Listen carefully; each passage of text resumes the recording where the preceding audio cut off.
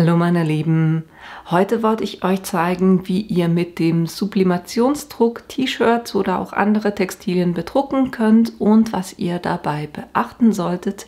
Mehr dazu gleich nach dem Intro.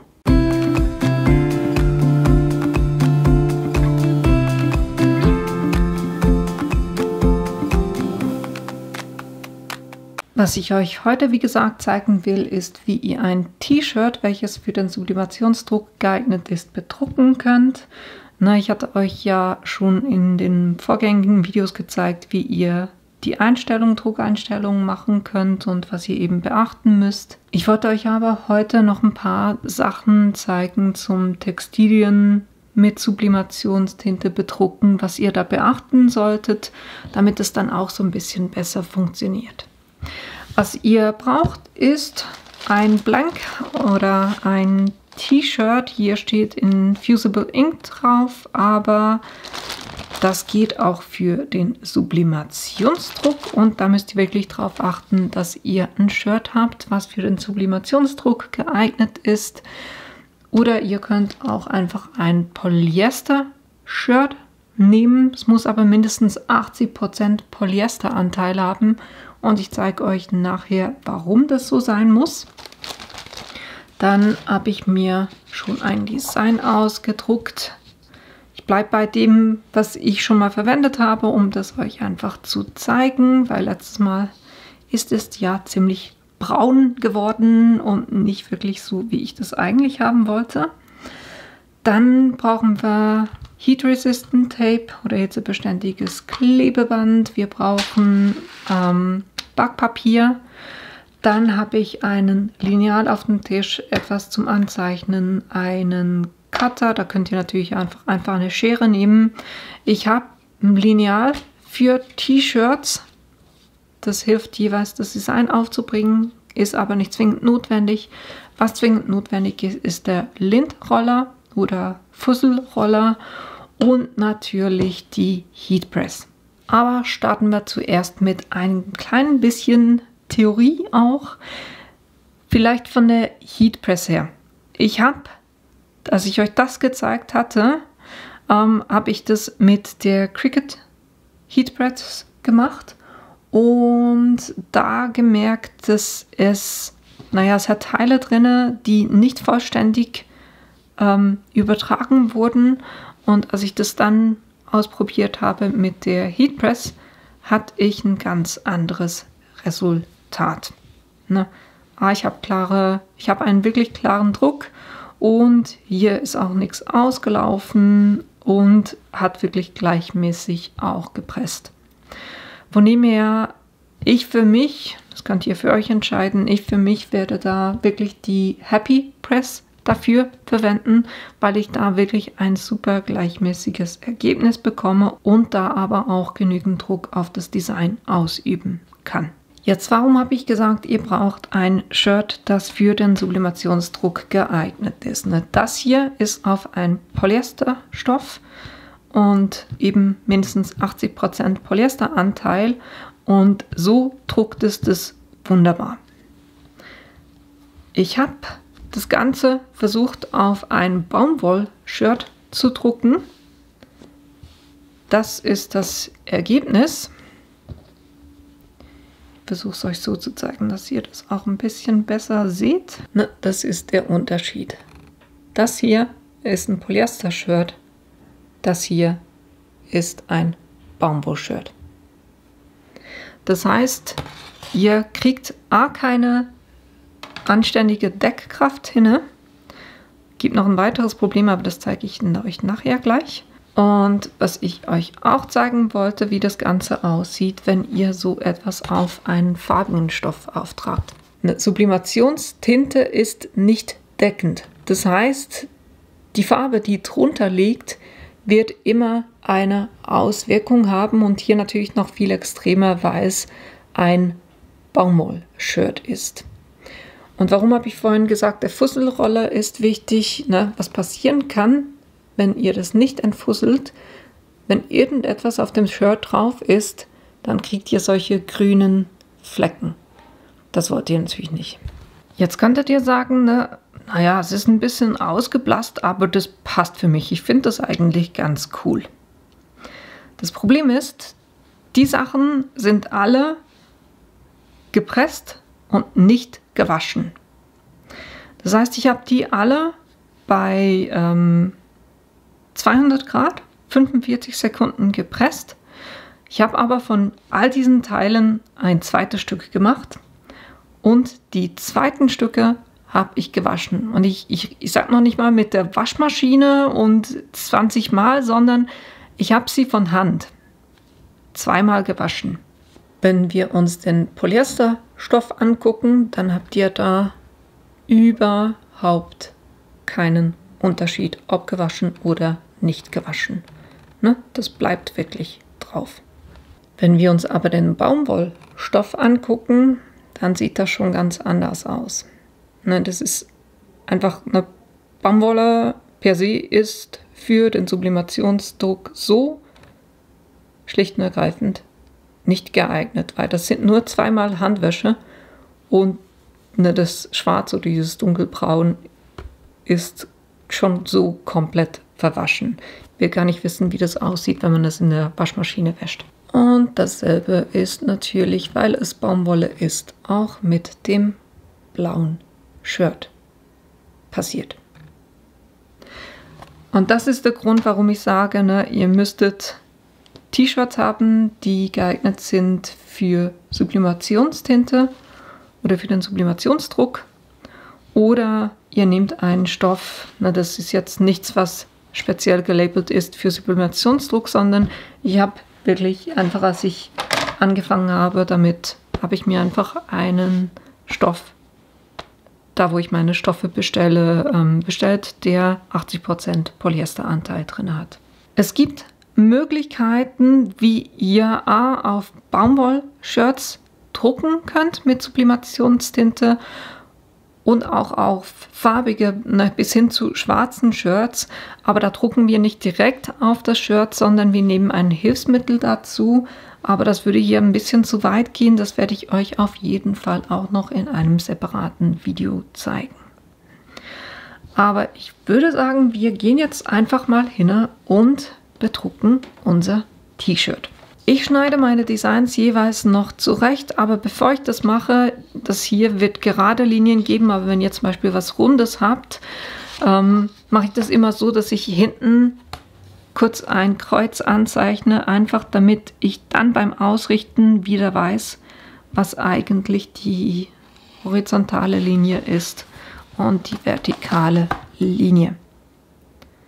Nur um sicher zu gehen, dass ich das dann auch wieder richtig ausrichten kann. Weil jetzt kann ich so viel abschneiden, wie ich will. Ich weiß immer noch, okay, das hier ist die Linie, an der ich mich orientieren kann.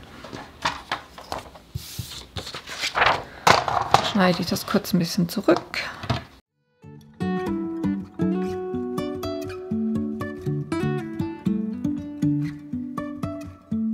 Life is a winding road, no telling where it goes. Driving through days. Das T-Shirt selber, das könnt ihr entweder vorher kurz waschen oder auch wenn der Druck dann drauf ist. Was ihr auf jeden Fall machen müsst, ist das kurz vorzupressen. 10 Sekunden einfach kurz mit der Hitze von 200 Grad, damit da wirklich der ganze Dampf raus ist. Und ich rolle das jeweils zweimal ab, da wo ich das presse, nur um ganz sicher zu sein, dass da nicht irgendwelche Fussel drauf sind. Und so presse ich das kurz. Was ich dann mache, ich nehme 2 Stück Packpapier, nicht Packpapier, sondern Backpapier. Eins lege ich zwischen die beiden Shirt-Schichten und das einfach deshalb, weil es gut sein kann, dass die Tinte durchdrückt und ich das gerne nicht auf meinem T-Shirt haben möchte. Was ich jeweils auch mache, ist, einen quasi Lineal als Hilfe zu nehmen, damit ich das dann drüber zur Presse auch gut transportieren kann. Und ich habe gemerkt, beim V-Shirt ist es ein bisschen schwierig mit dem Lineal. Und deshalb kann ich mich hier auch so ein bisschen am Lineal drunter orientieren, weil das würde hier, das hilft mir mit dem V-Shirt nicht so wirklich.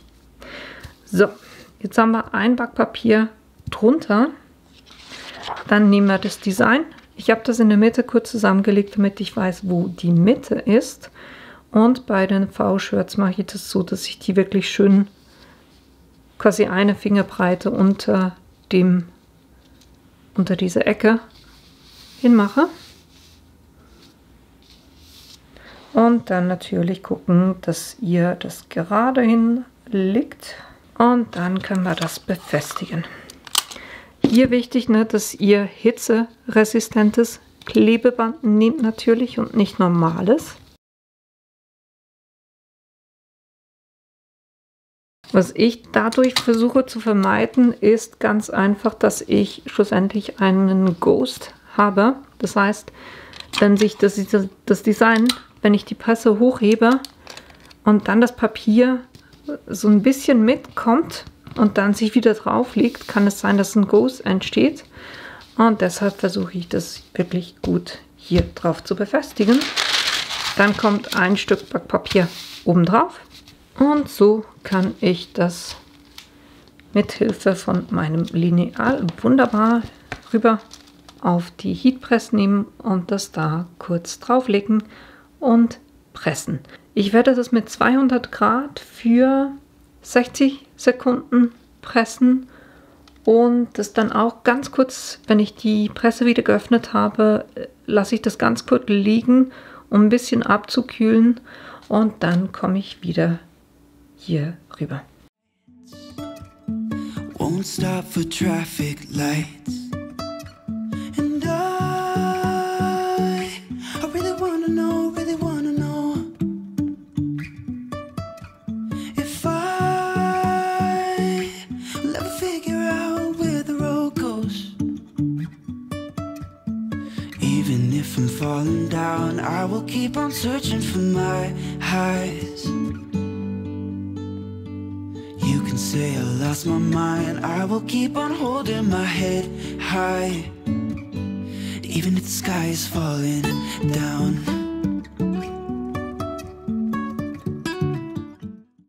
So, wenn wir uns jetzt das Design angucken, das hat es super gedruckt. Ne, das Schwarz ist auch wirklich schwarz geworden. Wo ich nicht dran gedacht habe, ist, dass der Schatten, der ist mir eigentlich fast ein bisschen zu viel. Das heißt, das nächste T-Shirt würde ich jetzt ohne Schatten machen. Aber da das Design von mir gemacht ist, kann ich das wunderbar auch entfernen dann und das auf ein anderes T-Shirt ein bisschen anders machen. Was ihr zudem auch berücksichtigen müsst, ne, wenn ihr euch das Originaldesign anguckt. Das sind die Farben vom Originaldesign. Und so sieht es auch auf meinem Bildschirm aus, wenn ich das auf meinem Laptop angucke. So sah das Ganze aus, als ich das mit den Einstellungen für Fotopapier gedruckt hatte. Es ist alles so ein bisschen bräunlich geworden und es ist zwar türkis, aber nicht so hell, wie ich das gerne hätte, weil da halt einfach zu viel Farbe drauf ist. Ne?